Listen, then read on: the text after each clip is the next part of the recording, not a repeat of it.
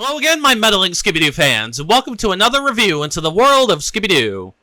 So yesterday, I continued my 2026 summer special with a review of Season 2, Episode 7A of Scooby Doo and Scrappy Doo. I hope you guys enjoyed that. We talked about how it was a pretty disappointing below-average short, due to the fact that Shaggy and Scooby were weak, the villain was weak, there wasn't really a mystery, and the atmosphere was kind of weak as well. But of course, today, I'll be covering Season 2, Episode 7B of Scooby Doo and Scrappy Doo, titled Scooby in Wonderland, which was released on December 20th, 1980. The short synopsis of the second short is, after falling asleep to hearing Alice in Wonderland, Scooby dreams about being Alice and facing the dangers of Wonderland. So normally I would tell you guys what DVD I'm watching this particular episode of Scooby Doo and Scrappy Doo on. Unfortunately, Seasons 2 through 4 of Scooby Doo and Scrappy Doo have yet to be released on any sort of physical media or DVD. So, just like in my past Season 2 reviews and for future Season 2, 3, and 4 reviews, and for the purposes of this review, I'll be watching this short online, so apologies in advance for the quality of the short. Now, as far as this short's reception is concerned, I'm not really sure how fans feel about this particular short, but considering I and most of the Scooby Doo community consider the shorts to be awful and terrible and bad, I doubt it's viewed very highly. But with that being said, what's my personal opinion on this particular short of Scooby Doo and Scrappy Doo? Is it a good and underrated short? Is it another terrible short that continues the trend of the series and the trend of these shorts? Or is it an average, decent, middle-of-the-road short? Well, let's find out, shall we? So let's take a look at this short to see whether I think is a good or bad short of Scooby Doo and Scrappy Doo. The short begins with Scrappy wanting Shaggy to read him a bedtime story, and the latter chooses Alice in Wonderland. Scrappy is thrilled and wonders the same of Scooby, who sleepily agrees. As Shaggy begins, Scooby falls asleep and dreams that he is Alice. He sees the white rabbit, Scrappy, who looks at his pocket watch and squeals in alarm because he's late for an appointment. They go after him, who runs into his rabbit hole. Inside, they fall down a pit, down, past shelves and cupboards, maps and pictures hanging upon pegs. They land on a heap of leaves and find themselves in the corridor of doors. Nearby is a table with a bottle labeled, "Drink Me," a platter of cupcakes, and a sign that reads, "Eat these, stupid." Which, admittedly, was the only part of the episode that got me to chuckle at least a little bit. Probably the only funny bit of the episode. Eat these, stupid. That's us. They grow big, then they shrink and can fit through the doors. They are attacked by the caterpillar and the Cheshire cat. They fool the latter by disguising themselves as flowers. They catch up with Scrappy at the Mad Hatter's tea party, but the Queen of Hearts enters and orders them to be executed. The Cheshire cat catches Scooby, and at this point, Scooby wakes up, having fallen out of bed. And the short ends with Scrappy and Shaggy telling him he was just having a nightmare, but when Scooby takes off his sleeping cap, he is still wearing Alice's hair. Take it easy, Uncle Scooby. You just fell out of bed. I did? Like you were having a nightmare. I was? Yeah, it was just a dream. Oh. It was?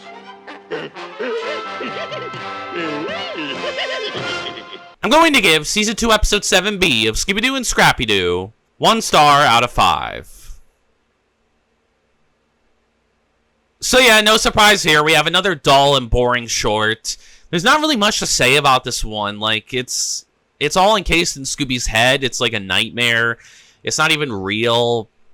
The majority of the episode is encased in a dream, and it rips off Alice in Wonderland, and it's not even an original story. It just puts the three, the three main cast members of Scooby, Shaggy, Scooby, and Scrappy in the shorts, just into the Alice in Wonderland story, and it's all in Scooby's head. It's all a dream, and it's really hard to review. There's not really much to say. Like, it lacks almost everything about the Scooby-Doo formula, and I think this is the first dream episode, so it's also going to be weird to review it, because how do I tackle something that never even really happened? It was just like all in Scooby's mind, but I'll definitely try my best.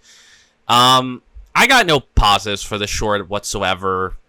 It's downright awful. Like, it's got no redeeming factors. So I'm just going to go right into the negatives and just quickly go over why the short is bad, in my opinion. So starting with the negatives, my first one is that Fred, Daphne, and Velma are completely absent from this particular short yet again. So yeah, we have another short where Fred, Daphne, and Velma are not in the story. You guys know how I feel about this, but I'm going to keep repeating it until they bring him back. You guys know I don't like the lack of any of the gang members, and having Fred, Daphne, Velma not in the story is unnecessary. Just like how additional characters are unnecessary, there's no reason why all 5 core members of the gang shouldn't be there. So I don't like that Fred, Daphne, Velma are not involved in the story in any capacity. Then we have Shaggy and Scooby. Shaggy and Scooby were pretty weak in the short. They weren't their usual funny, cowardly selves. They didn't really have much humor going for them in this particular episode. Not any good humor, anyways. Not their traditional, amazing good humor.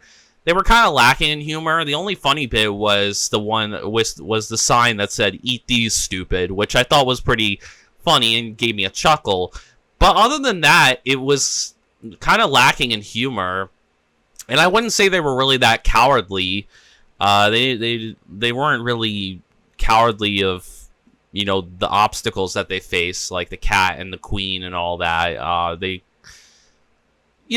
just didn't really feel like they did a whole lot. They didn't really stand out in any major way. And considering that this is all a dream as well, like, even in the dream, like, they don't stand out that much. Shaggy and Scooby were just kind of there. They didn't really contribute much to the story. Next, we have Scrappy. Scrappy was also pretty weak in the short. I don't really think he stood out in any way. He wasn't his usual annoying self. He kind of was just playing a role in Scooby's dream as the White Rabbit running to, the Mad Hatter. So, it wasn't really Scrappy at all. It was just him playing a role in Scooby's dream. Just like how Shaggy didn't really have a role and Scooby was kind of the Alice role. Shaggy was the only one who, like, fell out of place. Like, I think we're supposed to imply that because Shaggy's telling the story while Scooby's asleep, he's playing, like, the narrator role, but also is involved in the story in some capacity, which is interesting. But yeah, Scrappy didn't do any of his usual annoying tendencies. He didn't beat up any innocent people or create stupid traps. But he didn't stand out anyway. He just kind of was the driving force of the story in Scooby's head, where it was basically just a long extended chase scene of Shaggy and Scooby trying to retrieve Scrappy and then get out of Wonderland while also facing the obstacles of Wonderland. So it was just kind of like an extended long chase scene with not much story or plot, or that drove the characters forward in any meaningful way. It was lacking in any depth or story or any sort of, mystery, whatsoever. So, yeah, Scrappy didn't do any of his usual annoying tendencies, but for one, it's a dream, and also, he just kind of was the catalyst for why we had this story. Like, he was kind of like the catalyst for this extended long chase scene in Wonderland in Scooby's, dream. He kind of was just playing a role in Scooby's mind in the story. And yeah, he wasn't annoying, but he didn't do anything noteworthy either. Like, he just really didn't provide much to the story whatsoever. So yeah, I didn't really care much for Scrappy either. There was also no villain in the short. There was absolutely no antagonistic force that Shaggy, Scooby, and Scrappy faced throughout the story. Now, yeah, you could argue that the antagonists are the multiple obstacles they face in Wonderland, like the Queen of Hearts and the Cheshire Cat and, some of the other obstacles. But there was no one main driving antagonist. Like, a couple of obstacles to me don't really register as villains. Like, to me, a villain is someone who is in the story from the beginning to the end. Like, whether it's one or multiple, they have to be in the story from the beginning to end. If it's just a rotating cast of villains, then I don't really consider them villains. And also, these villains have no clear, motive or drive. They're just kind of obstacles for Shaggy, Scooby, and Scrappy to face to an extent. And there's no real character that plays a villain role in the story. So yeah, there's a lack of a villain at all in the story. There's no villain whatsoever. There was also no outside of costume element. This is due to the fact that there's no villain whatsoever, real or fake. We have no sort of costume villain that has any sort of mystery to their identity. The villains are all just obstacles and part of the Wonderland story, part of the Alice in Wonderland story. They're just taken right from it. It's literally just Shaggy, Scooby, and Scrappy going through the Alice in Wonderland story and Scooby's mind. So there's no real antagonistic force that's either costume and has any sort of mystery to them, or is real.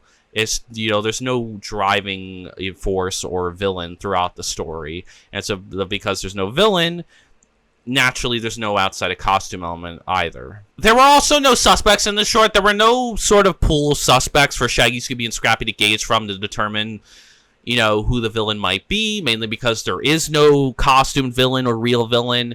There is no villain whatsoever. So because there's a lack of a villain and a lack of a costume villain specifically, there's no pool of suspects that Shaggy, Scooby, and Scrappy interact with and engage with to kind of determine who the villain may be behind the mask, because there is no costume villain or a real villain or any sort of villain whatsoever. There was also no motive in the short. There was no sort of motive whatsoever. This is due to the fact that because there's no villain, naturally there's no driving force to to the villain if the villain's not there, and there's no motive for any of these obstacles that Shaggy, Scooby, and Scrappy face throughout Wonderland. The Queen and the cat and all of them don't have any particular motive. They're all just tools and obstacles that they face in Wonderland, but they have no clear-cut motive, and they're not, there's no one main consistent antagonist or villain. So because of that, there's no sort of motive whatsoever due to the fact that there's no villain whatsoever. If you don't have a villain, then naturally you're not going to have any sort of driving force for that villain if he or she is not present in the story. There was also no mystery in the short. There was no sort of lingering questions or underlying mystery throughout this particular short. It was pretty clear cut that this was a Scooby dream. Like, you could see Scooby drifting off before the story even began, before Shaggy began reading it. It was clear what the intention of the story was. It was clear what they were trying to do. There was no sort of mystery whatsoever. There was no sort of questions that I wanted answered. There was no sort of underlying mystery throughout the story. Complete lack of any sort of mystery. We know what this was. We knew it was Scooby's part of Scooby's dream, and that it was just like a dream of Scooby's, of him envisioning himself and Shaggy and Scrappy and the Wonderland Alice in setting, specifically the Alice in Wonderland story. But that was all it was. Like, there was no mystery whatsoever, about it. Like, you could argue maybe at the end, like, there's mystery, like, oh, did that really happen?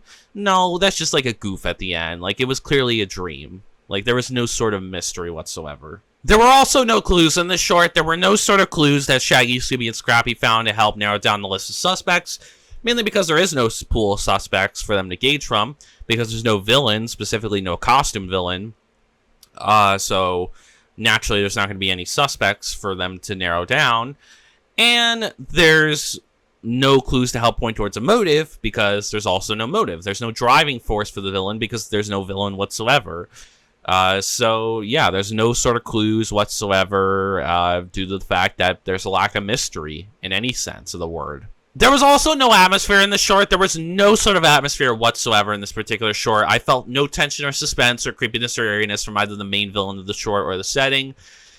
I wasn't fearing for the gang's safety. I wasn't on the edge of my seat wondering what's going to happen next. Didn't find anything creepy or eerie about the villain or the setting.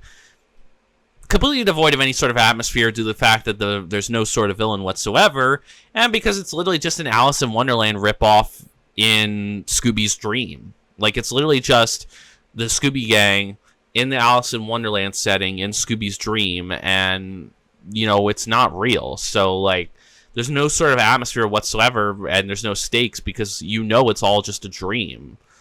But even if it was, it's just like, it's just a repeat of a pre-existing story. Like, there's no sort of atmosphere whatsoever, in any sense of the word, because of the lack of a villain, and because the setting is derived from some other work. It's derived from another piece of media and isn't its own thing. And my final negative is I found the setting of the short to be dull and boring, in all honesty. So the main setting of the short was Wonderland, Obviously, because this was all in a dream, and this was part of the Alice in Wonderland story. This being a dream setting, I don't really, there's not really much to say about it because it never really happened, but it's just not a very interesting setting to explore. Wonderland is just a setting from another story. It's not its own thing. It's not like a real world setting that Scooby visits. It's not any sort of interesting setting that, we want to explore in the real world that we get to live vicariously through Scooby, because it's all in his head and is a dream. But it's also from a fictional story that's not in the Scooby universe.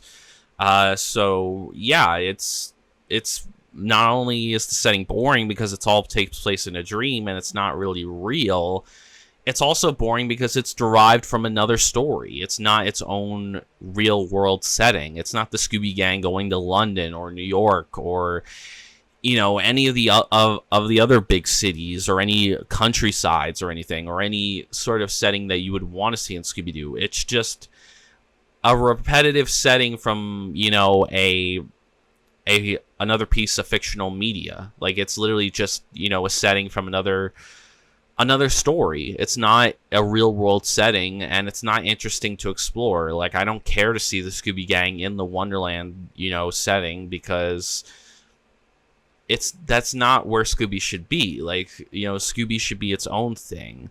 I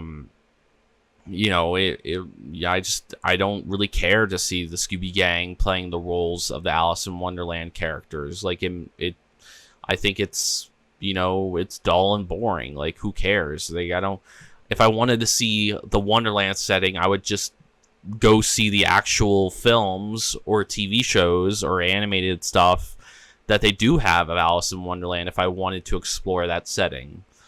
So I don't need to see that in Scooby. There's already works that do that. So yeah, I don't care much for the setting, not just because it's a dream setting and it's not real and it never happened, but also because it's just a setting from another fictional story that has no place in Scooby-Doo. Overall, guys, I would personally not recommend the short to fans and newcomers to the show. It's just another dull and boring short that felt like a complete waste of time. It was so dull and boring to watch. I have no desire to revisit this short whatsoever.